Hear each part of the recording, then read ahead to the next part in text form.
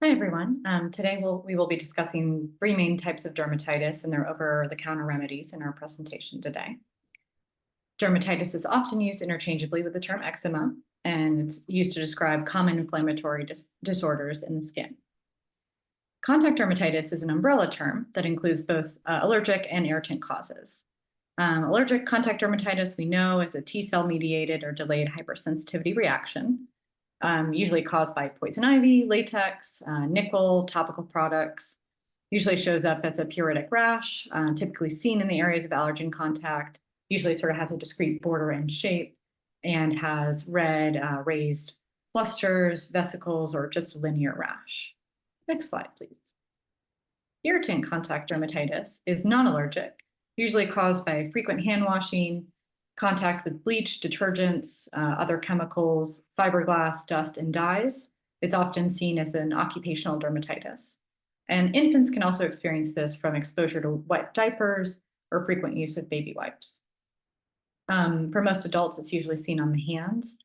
It ranges in severity. It might just be seen as a mild red and itchy rash, or some dry, cracked, scaly skin, leathery patches that are darker than usual, usually accompanied by swelling, burning, or tenderness. And then there are more severe cases with blisters and tissue necrosis. Next slide, please. Atopic dermatitis is common in individuals with a history of this or a family history of atopy, eczema, and asthma or allergic rhinitis, as well as food allergies. So it's associated with IgE antibodies.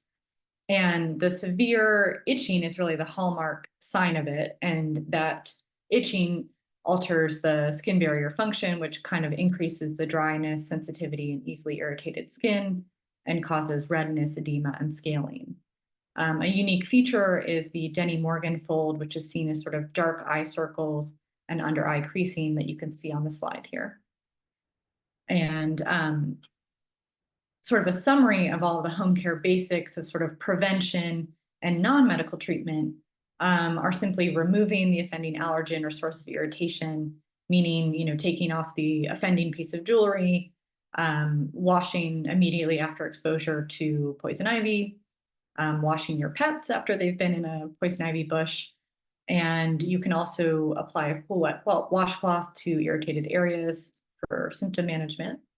And if you know that you'll be hiking in an area with poison ivy, you can wear protective clothing. For atopic dermatitis, encouraging patients to take shorter baths or showers using lukewarm water rather than hot water, and using soaps without dyes, alcohols, or fragrances. Avoid scrubbing the skin, pat dry after bathing, and then moisturize the skin while still damp.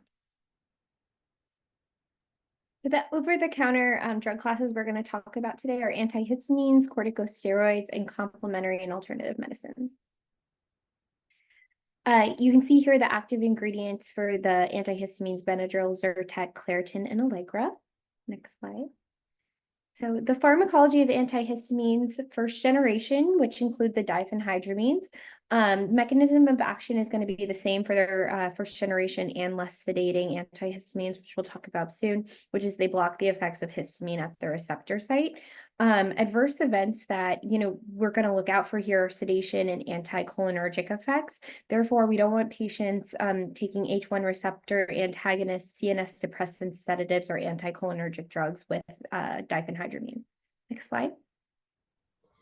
Some of the special populations to consider in elderly patients, they have reduced renal clearance. They're more susceptible to anticholinergic side effects. In pediatrics, there could be some serious side effects like hallucinations, convulsions, or death. Some of the dosage forms may contain propylene glycol, which can cause metabolic acidosis and seizures when applied to a large topical area. So that's something to keep in mind. In pregnant patient, there really isn't enough evidence regarding the safety of use, so they should be avoided, and second generation antihistamines should be used instead. And then it should be used cautiously in patients with asthma, cardiovascular disease, and glaucoma. Okay, so for the less sedating antihistamines, like I said, they have the same mechanism of action. They're pretty well tolerated. Some people, may get some mild effects like dry mouth, headache, dyspepsia, nausea, and fatigue.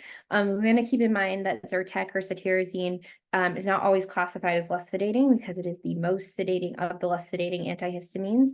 And more serious effects are going to be dizziness, myalgia, somnolence, and dysmenorrhea. You can see here that, there with fexofenadine, we have quite a bit of drug and drug food interactions. So we want to keep in mind that any antifungals or azole antifungals and erythromycin can increase the concentration of Allegra. Antacids and grapefruit juice taken with Allegra can decrease the absorption. And we want to keep in mind to monitor for QT prolongation if they're and avoid taking Allegra if they're taking other drugs with the effect of QT prolongation. Like I said before, we want to avoid sedating drugs with cetirizine or Zyrtec since it is more sedating than other drugs. Next slide. So the second generation antihistamines are preferred in some of these more special populations. Just to call out a couple of things. So again, these are preferred for use in pregnant and breastfeeding patients, but the medication could be present in breast milk, so they should be monitoring the infants for irritability, jitteriness, and drowsiness. They should be doing dose adjustments in hepatic and renal impairment patients, and older adults should also have a dose adjustment if they're taking Zyrtec. As you can see here for topical corticosteroids, the active ingredient is going to be hydrocortisone. Next slide. So the pharmacology of topical corticosteroids, they're going to act on the immune cells and suppress the release of cytokines, therefore reducing inflammation. We want to look out for a lot of effects on the skin itself listed here. And we also want to look out for systemic effects. If you're taking highly potent corticosteroids over a long period of time, it can affect the hypothalamic pituitary adrenal axis. It can suppress this. So we want to monitor for that. There are not many or any known drug-drug interactions. Next slide.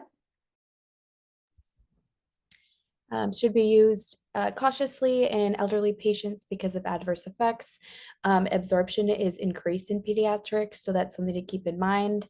They're more likely to have growth suppression, adrenal suppression.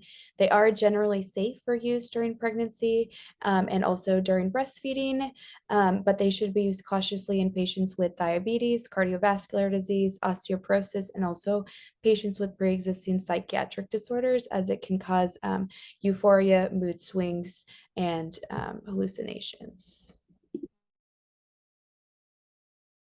So when it comes to CAMs, we want to look at calamine lotion and emollients. Calamine contains the active ingredients, calamine zinc, and you can see listed here the active ingredients for emollients. Next slide. So the mechanisms of action with calamine lotion, it's there to relieve discomfort. It can also dry out the area. Emollients are used to restore integrity of the skin. Both have adverse effects, of allergic reactions. Calamine lotion has a few other effects, as you can see, and emollients can also cause acne. Next slide. These are generally well tolerated. Just one thing to call out, emollients should not be used within 4 hours of radiation therapy. And then for pediatrics, you should always refer to product labeling, just because the approved age can vary by product. And then when I was looking at over-the-counter medications, I saw probably over 50. So again, it's just important for us to keep in mind as providers, we need to always talk to our patients about their over-the-counter products as well. So some of the potential medication safety issues related to diphenhydramine consist of sound-alike, look-alike medications, and those examples are that may cause confusion are listed on the slide. So diphenhydramine toxicity is also a potential adverse effect in the setting of taking too much. So some of the symptoms associated with toxicity includes respiratory failure, arrhythmias, cardiac arrest, rhabdomyolysis, seizures, and death. Benadryl is also identified as potentially inappropriate medication for adults 65 years or older on both the Beers criteria and screening tool of older persons' prescriptions. And this is due to the risk of anticholinergic effects and recurrent falls. Although rare, diphenhydramine also has a potential to cause QTC prolongation by inhibiting potassium channels. And this may result in arrhythmias for the patient. And then lastly, there are many drug interactions associated with diphenhydramine use. Next slide. So some of the ways to prevent these issues from occurring in the first place include using tall man lettering to differentiate the look-alike, sound-alike medications, highlighting the risk of taking too much medication to patients, encouraging patients to keep Benadryl in locked or separate cabinets, especially with young children, keep the medication in the original bottle to prevent accidentally mixing with other medications, perform medication reconciliations, and then monitor for any anticholinergic effects, while also capturing an EKG to see any QT the prolongation.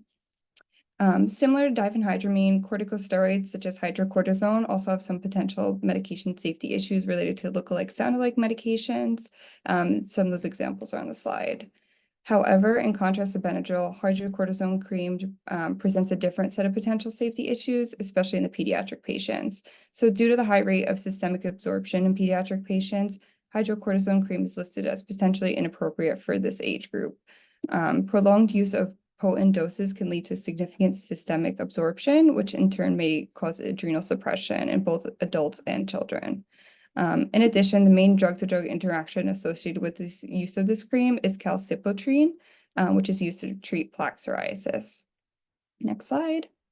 So some prevention techniques include the use of tall man lettering as well, medication reconciliation, keeping the medication in an area not accessible to young children, providing patient education for best practices, and then monitor for adrenal suppression in both adults and children. Next. All right, so looking at antihistamine costs, you can see that both Claritin and Allegra are both affordable. Claritin more affordable than Allegra. And one thing to keep in mind with all the medications, just emphasizing the frequency of how often the patient takes these medications.